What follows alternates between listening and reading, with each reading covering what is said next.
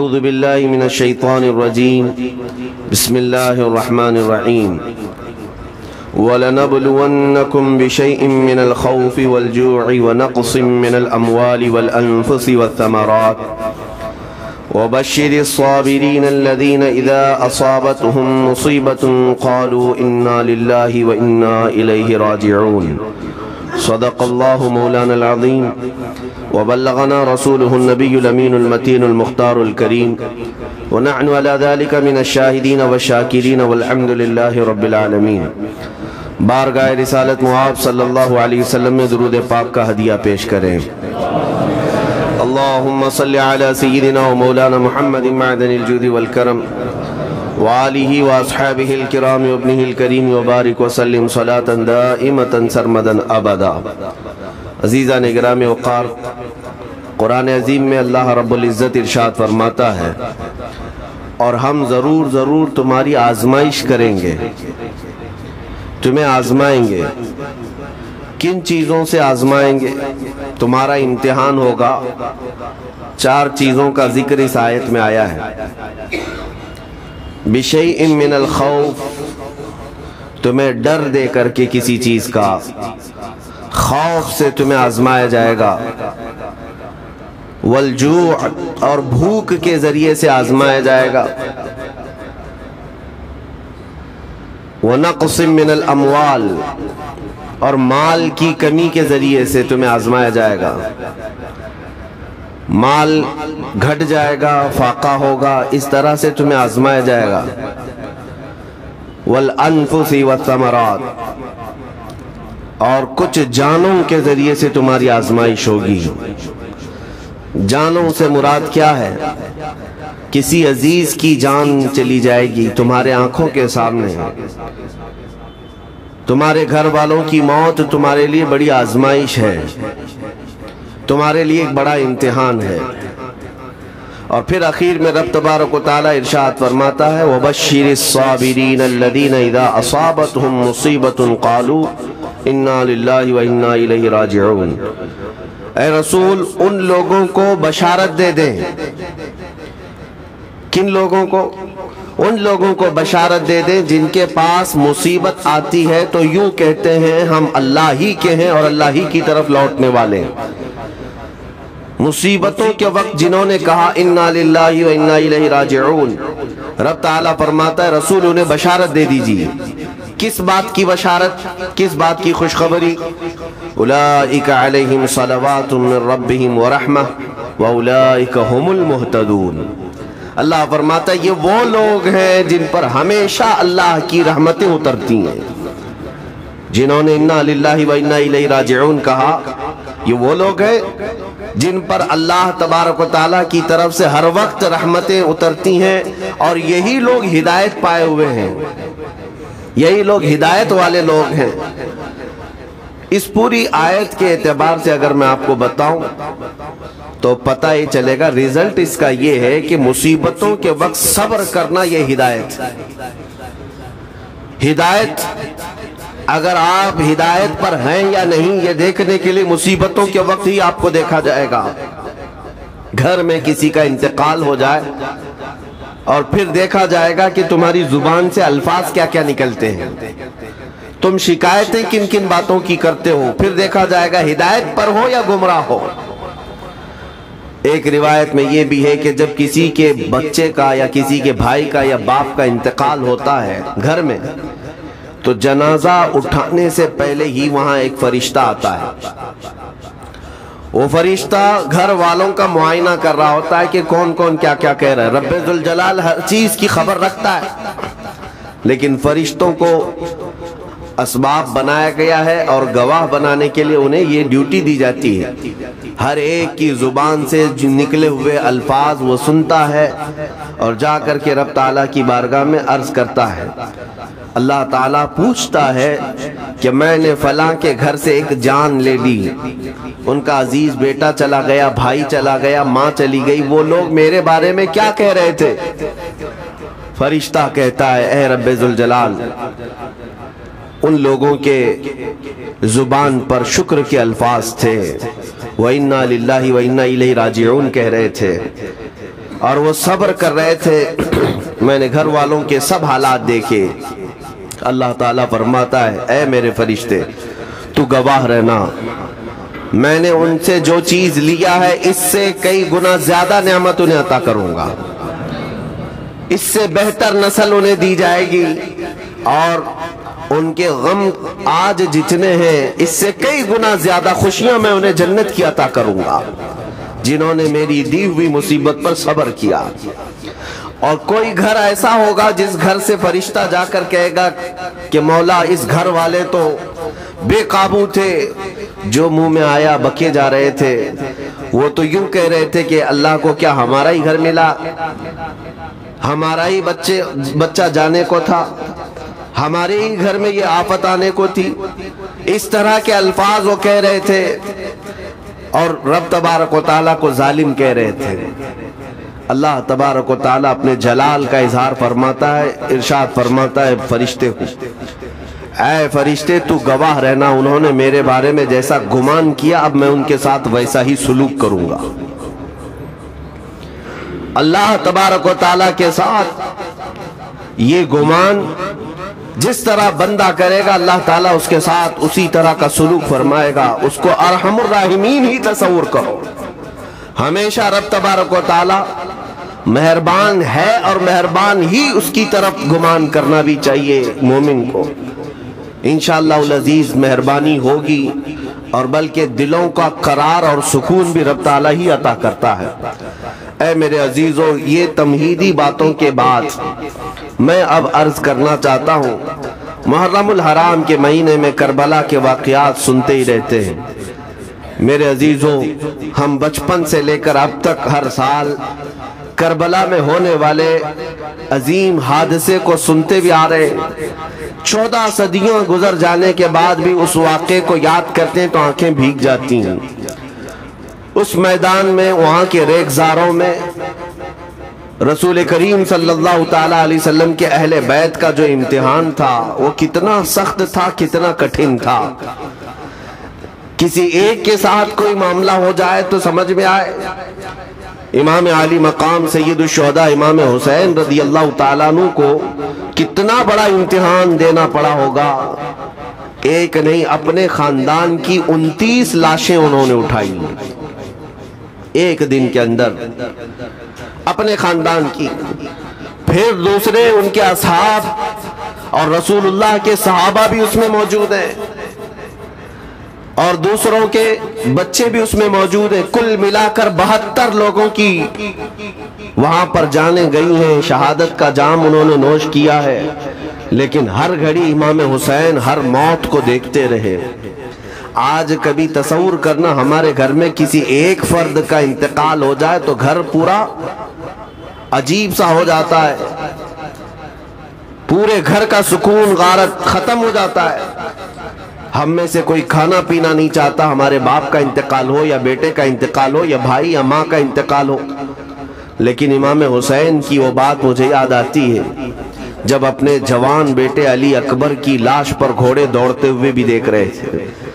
اپنے سگے بھتیجے امام قاسم کا سر الگ کر دیا تھا یزیدیوں نے اور اس سر کو اپنی گود میں رکھ کر کے بیٹھے ہوئے تھے. اپنے سگے بھائی حضرت عباس علمبردار کے، ان کے آنکھوں کے سامنے دونوں ہاتھ کاٹے گئے تھے اور حضرت عباس کے سینے میں نیزہ مار کر کے انہیں گرایا گیا تھا. اتنا ہی نہیں میرے عزیزوں، امام حسین اس خونی منظر کو اپنی آنکھوں سے دیکھیں جب 6 ماہ کے علی اصغر کو لے کر پانی طلب کرنے گئے تھے تو یزیدیوں نے گلے پر تیر ایسا لگایا تھا کہ خون کا فوارہ مولا حسین کے چہرے پر آ کر لگ گیا.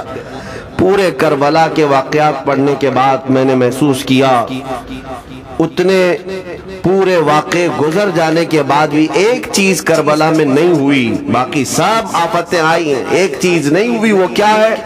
امام حسین کے زبان سے کوئی شکایت نہیں ہوئی، کوئی شکوہ نہیں تھا. یہ نہیں تھا کہ سارے بجلیاں ہم پر گر پڑی ہیں، اس خاندان کا کون ہے؟ سوائے زین العابدین کے اس پورے خاندان میں کوئی مرد باقی نہیں رہا. پورے خاندان کے بچوں کو، ان کے بڑے مردوں کو، سب کو وہاں پر شہید کر دیا گیا تھا. میں عرض تو کر رہا ہوں ایک خاندان کے 29 لوگوں کی لاشیں میدان میں پڑی ہوں. وہ کیسا منظر ہے. ایک تو میں امام حسین کے صبر کو دیکھتا ہوں. اللہ تعالیٰ نے فرمایا آیت کریمہ میں کہ ہم تمہیں آزمائیں گے, آزمائش کریں گے کچھ جانیں لے کر کے, لیکن میں سمجھتا ہوں اتنی بڑی آزمائش کہ ایک ہی دن میں ایک ہی خاندان سے 29 لوگوں کی جانیں گئی ہو, اس سے بڑی آزمائش ہوگی. یہ کتنی بڑی آزمائش ہے اور کتنا بڑا امتحان ہے. اب یہ بھی میں آپ کو بتا دوں کہ کس کے ساتھ کیسی آزمائش ہوتی ہے, کس کے ساتھ کیسا امتحان ہوتا ہے. آپ کو سردی بخار دے کر کے آزمایا جاتا ہے, کسی اور کو کچھ اور بیماریاں دے کر, یا کسی اور کو کسی اور مصیبت کے ذریعے سے. لیکن یہ آزمائش کی جو کیٹیگری ہے وہ کیسے طے ہوتی ہے پتہ ہو؟ میرے آقا صلی اللہ تعالیٰ علیہ وسلم نے فرمایا جس کا ایمان جتنا بلند ہوگا ویسی ہی آزمائش آئے گی. یہ کربلا کے امتحانات سے یہ بات تو ثابت ہوتی ہے کہ امام حسین کے ایمان کا درجہ کیا رہا ہوگا, ان کے ایمان کا مقام کیا رہا ہوگا. اس ایمان کی بلندی کے اعتبار سے ان پر آزمائش آئی. اسی لیے تو بزرگوں نے فرمایا کہ ہم میں سے کوئی بھی امام حسین کے صبر کو نہیں پہنچ سکتا. استقامت اور صبر یہ دو چیزیں ایسی ہیں اچھے اچھے لوگوں کے پیر ڈگمگا جاتے ہیں. استقامت کا مطلب ہے ڈٹے ہوئے رہنا حق پر, اور یہ سب کو نہیں مل پاتا, یہ خصوصیت سب کو حاصل نہیں ہوتی. ایک امام حسین کی وہاں پر ہم نے استقامت دیکھی اور ان کا صبر دیکھا. دوسرے سب سے بڑا صبر جو ہم نے دیکھا ہے وہ سیدہ زینب رضی اللہ تعالیٰ عنہا کا. وہ خاتون امام حسین کی سگی بہن ہے, سیدہ فاطمۃ الزہرا کی بیٹی ہیں, حیدر کرار کی نور نظر میرے آقا صلی اللہ علیہ وسلم کی گود میں کھیلی ہوئی ہیں. سیدہ زینب سلام اللہ علیہا جب وہ کربلا کے میدان میں موجود تھیں, ان کی عمر مبارک بھی تقریباً 55 سال کے قریب تھی. 55 سال کی اگر خاتون میدان میں یہ تمام خونی مناظر دیکھ رہی ہو, ہماری عورتوں کو آپ جانتے ہیں کہ ایک چھوٹی سی مصیبت پر واویلا مچاتی ہیں. اور سیدہ زینب وہ ہیں جن کے خود سگے شہزادے عون اور محمد ان کی آنکھوں کے سامنے مارے گئے تھے اور ٹکڑے کیے گئے تھے. سیدہ زینب سلام اللہ علیہا اس پر بھی خاموش رہی. لیکن اندازہ کرو جب سارے شہید ہو گئے تھے, امام حسین اپنے خیمے سے نکلنے کو تھے, جب کربلا کے میدان میں خود گھوڑے پر سوار ہونے کو تھے, جانتے ہیں یہ منظر کیسا رہا ہوگا. عورتیں تو ماتم کرتی ہیں ایسے حالات میں, لیکن وہ اہل بیت کی عورتیں تھیں. سیدہ زینب خود کھڑی ہوئی اور اپنے خیمے میں امام حسین کو لے گئی. ایک صندوق تھا پرانا, اس کو کھول کر کے اس میں سے ایک جبہ نکالا اور کہا میری ماں نے مجھے یہ وصیت کی تھی کہ جب حسین میدان میں اترنے کی اس کی باری آئے تو اس دن ہو سکتا ہے وہ مجھے یاد کرے. زینب اگر تو اس دن باقی رہے, تو اس دن زندہ رہے, تو اپنے ہاتھوں سے یہ حسین کو جبہ پہنانا. سیدہ زینب سلام اللہ علیہا انہوں نے خود اپنے ہاتھوں سے امام حسین کو یہ لباس پہنایا. کیا اس مقام پر کوئی اتنی طاقت رکھتا ہے کہ پورا گھر لٹ گیا ہو اور اپنے سگے بھائی کو جبہ پہنا کر کسی شادی میں نہیں پھر جنگ کے میدان میں اتار رہے ہو؟ اس خاتون کے استقامت پر لاکھوں سلام. سیدہ زینب سلام اللہ علیہا وہ معمولی خاتون نہیں ہے, صبر کا پہاڑ تھی. میں آپ کو بتاؤں مصیبت کے وقت ایک بار کسی کا قتل ہو جائے تو وہ ایک موت ہے, لیکن یہاں پر کربلا کے میدان میں سیدہ زینب جتنی موتیں دیکھ رہی تھی ہر موت پر ایک موت کی تکلیف ہے, ہر موت پر ایک موت کی تکلیف, لیکن وہ صابرہ و شاکرہ رہیں. پوری تاریخ میں ڈھونڈ کر کے آپ نکالیں, کہیں پر بھی سیدہ زینب نے نہ اپنے بال نوچے, نہ کپڑے پھاڑے, نہ چہرے پر ہاتھ مارا. بلکہ ایسا صبر کا دامن پکڑی رہیں کہ پوری زندگی بھر انہوں نے صبر کی تلقین کی تمام خواتین کو۔ گھر لٹانا، گھر کٹانا کوئی، سر کٹانا کوئی تم سے سیکھ جائے، جان عالم ہو فدا اے خاندان اہل بیت۔ امام زمن فاضل بریلوی رحمۃ اللہ علیہ نے فرمایا، سر کٹانا، گھر لٹانا کوئی تم سے سیکھ جائے، جان عالم ہو فدا اے خاندان اہل بیت۔ عزیزان گرامی وقار، یہاں پر ان حالات کے بعد میں آپ کو ایک بات ضرور کہنا چاہوں گا۔ مصیبتیں ہمارے گھر بھی آتی ہیں، آفتیں، تکلیفیں ہمارے گھر بھی آتی ہیں، لیکن کیا ہم ان مصیبتوں کا سامنا کرتے ہیں، استقبال کرتے ہیں؟ نبی اکرم صلی اللہ تعالیٰ علیہ وسلم نے تو ارشاد فرمایا، مومن کو جب مصیبت آتی ہے تو اس کے لیے وہ نعمت ہے۔ دو چیزوں میں سے ایک چیز ہوگی اس کے ساتھ، اگر بخار بھی آئے، میرے آقا فرماتے ہیں اگر بخار بھی آیا ہے تو دو باتوں میں سے ایک بات ہوگی اس کے ساتھ، یا تو رب تبارک و تعالیٰ اس کے گناہ معاف کرے گا یا تو اس کے درجے کو بلند کرے گا۔ مصیبت اگر آئے تو ایک بات یاد رکھنا، رب تبارک و تعالیٰ اپنے محبوب بندوں کو، پسندیدہ بندوں کو آزمائش میں ڈالتا ہے، ورنہ جو لوگ یہ سمجھتے ہیں کبھی طبیعت خرابی نہیں ہونا چاہیے تو فرعون بن جاتے ہیں ایسے لوگ۔ فرعون کو 90 سال تک نہ کبھی سردی آئی نہ بخار، کبھی کوئی بیماری نہیں، اور جب بندہ کبھی بیمار نہیں ہوتا تو اپنے آپ کو خدا تصور کرنے لگ جاتا ہے، میں تو دنیا کا سب سے مضبوط آدمی ہوں، مجھے کچھ نہیں ہوتا۔ لیکن مصیبتیں دے کر کے رب تبارک و تعالیٰ تمہیں تمہاری حقیقت بھی بتاتا ہے، اور انسان کو انسان کی لمٹ میں رہنا سکھایا جاتا ہے۔ تمہاری حیثیت صرف اتنی ہے کہ اگر نس رک گئی، دل کی دھڑکنیں ایک آن کے لیے اگر رک گئی تو سب ختم ہے۔ اس لیے تمہیں رب تبارک و تعالیٰ کے حضور جانا ہی ہے تو صبر بھی سیکھو اور شکر بھی سیکھو۔ آج مصیبتیں اور آفتیں آتی ہیں تو واویلا کرنے والوں کے لیے میرا میسج ہے، اللہ تبارک و تعالیٰ تمہاری ہر بات کو دیکھ رہا ہے۔ تمہارے چیخنے سے، چلانے سے، تمہاری شکایت کرنے سے گئے ہوئے آدمی کی جان واپس تو نہیں آنی ہے۔ تمہارا عزیز ترین بھائی مر گیا، تم جس سے سب سے زیادہ پیار کرتے تھے وہ بیٹا انتقال کر گیا، مجھے بتاؤ تم 10 لوگوں میں چیخو گے، چلاؤ گے، رب تعالیٰ کے حضور بری بری باتیں بھی کرو گے تو کیا وہ گئی ہوئی جان واپس آ سکتی ہے؟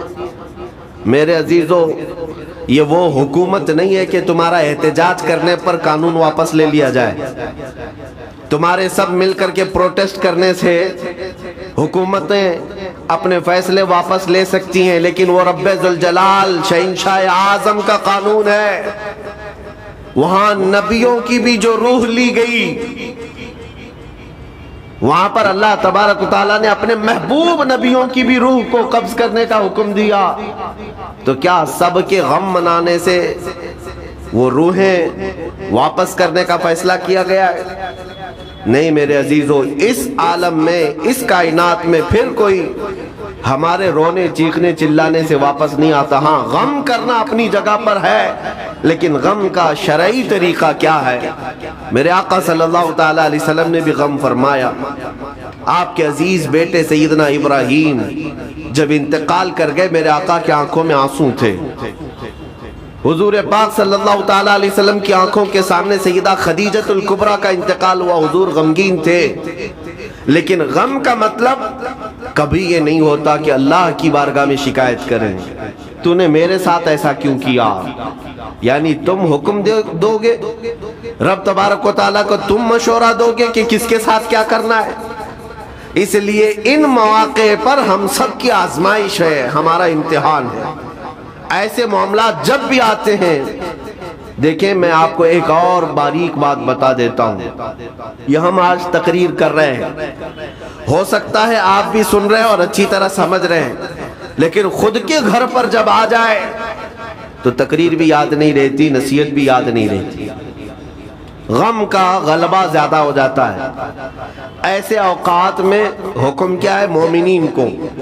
میرے گھر پر، میں جانتا ہوں شکایت نہیں کرنا چاہیے، میں جانتا ہوں غموں کے وقت صبر کرنا چاہیے، پھر بھی اگر میرے گھر میں آ گئی مصیبت تو مومنین کے لیے حکم یہ ہے کہ تم نے اب تک جو سنا تھا حدیثیں وغیرہ اس کو یاد دلاؤ، یعنی مجھے یاد دلاؤ۔ یہ مت سوچو کہ مولانا صاحب ہیں، مفتی صاحب ہیں، امام صاحب ہیں، ان کو تو سب معلوم ہوگا۔ غم کا غلبہ جب آ جاتا ہے تو اچھے اچھوں کو یاد نہیں رہتا۔ مومنین کو کہا گیا ہے کہ وہ یاد دہانی کریں، جائیں غموں کے وقت ان کی حالت دریافت کریں اور انہیں صبر کی تلقین کریں۔ ہر ایک کے لیے ضروری ہے، یہ سوچ کر کے پیچھے نہیں ہٹا جائے گا کہ یہ تو بہت جانکار لوگ ہیں، یہ بہت پڑھے لکھے لوگ ہیں، ان کو تو سب پتہ ہے۔ نہیں، بلکہ حکم یہ ہے کہ جس کے ساتھ بھی مصیبت آئے، مومنین دوسرے مومنین اسے صبر کی تلقین کریں، اسے جا کر کے حوصلہ دیں اور اسے تسلی دیں۔ اب میں آتا ہوں ان باتوں کی طرف جو لوگ مصیبتوں کو برا سمجھتے ہیں۔ ایک صحابی تھے، ان کی شادی ہو گئی ایک صحابیہ سے، نکاح ہوا تھا مدینے میں، سال بھر خوشحالی سے گزرتے رہے، بہت اچھے دن گزرے۔ سال ختم ہونے کو تھا کہ خاتون جو ہے لڑائی کرنا شروع کر دیتی، کہتی مجھے تمہارے ساتھ رہنا نہیں، مجھے طلاق چاہیے، ڈائریکٹ طلاق۔ تو صحابی نے کہا ہوا کیا؟ وہ صحابیہ کہتی تھی نہیں مجھے تمہارے ساتھ رہنا نہیں۔ اس صحابی نے کہا ٹھیک ہے، اگر ایسا ہی ہے تو حضور پاک صلی اللہ علیہ وسلم کے پاس چلتے ہیں، وہاں جا کر فیصلہ کرا لیں گے۔ تو صحابیہ مان گئیں، کہا چلو چلتے ہیں۔ تو دونوں چلے جا رہے تھے اپنے گھر سے، حضور پاک صلی اللہ علیہ وسلم کے دربار میں فیصلہ کروانا ہے۔ چلتے وقت راستے میں ایک پتھر سے ٹھوکر لگ گئی اس صحابی کو، اور اتنی تیز ٹھوکر لگی کہ ان کا ناخن اکھڑ گیا۔ اب وہ ان کی خاتون جو بیوی صحابیاں ہیں، وہ فوراً اپنے دوپٹے کا کپڑا پھاڑ کر کے انگلی کو باندھتی ہیں اور خون روکتی ہیں، اور اس کے بعد کہتی ہیں چلو واپس گھر چلتے ہیں۔ گھر واپس آنے کے بعد وہ کہتی مجھے طلاق نہیں چاہیے، ساتھ میں رہوں گی۔ کہا عورتوں کا موڈ، عورتوں کا اس طرح کا فیصلہ کیا بات ہے؟ وہ صحابیہ کہتی ہے میں نے سنا ہے کہ جب کبھی کوئی بندہ بیمار نہیں ہوتا تو اللہ اسے پسند نہیں کرتا۔ میں نے جب سے تم سے شادی کی ہے، سال بھر ہو گئے، ایک بار بھی تم کو بیمار ہوتے نہیں دیکھا۔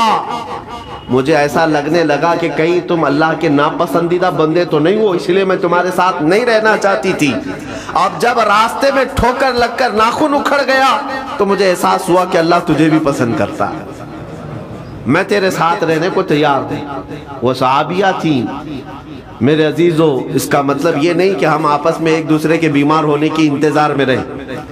شوہر یہ سوچے کہ میری بیوی بیمار کیوں نہیں ہوتی، اور بیوی یہ سوچتی رہے کہ میرا شوہر بیمار کب ہوگا۔ وہ توکل کا اعلیٰ درجہ ہے۔ انتظار اور تمنا مت کرو بیمار ہونے کا، بلکہ بیماری آ جائے تو اللہ کا شکر ادا کرو، آ جائے تو صبر کرو۔ عزیزان گرامی وقار، ہم آج امام حسین اور ان کے رفقائے گرامی رضوان اللہ علیہم اجمعین کو یاد کرتے ہیں تو صرف رونے کے لیے نہیں، یا صرف غم منانے کے لیے نہیں، بلکہ داستان کربلا سنانے کا ایک عظیم مقصد یہ ہوتا ہے کہ نوجوانوں کے اندر، بلکہ بوڑھے اور بچوں کے اندر بھی ایمانی جذبہ ایسا آ جائے کہ وہ ہر مصیبت پر ڈٹ کر کھڑے ہو سکے، ہر یزیدی کا مقابلہ کر سکے۔ ایک تو اس کا میسج یہ ہے، اور دوسرا میسج یہ ہے کہ چاہے جیسی بھی مصیبتیں آئیں، ایمان کے ساتھ رہنا ہے، صبر اور شکر کو ہرگز نہیں چھوڑنا ہے۔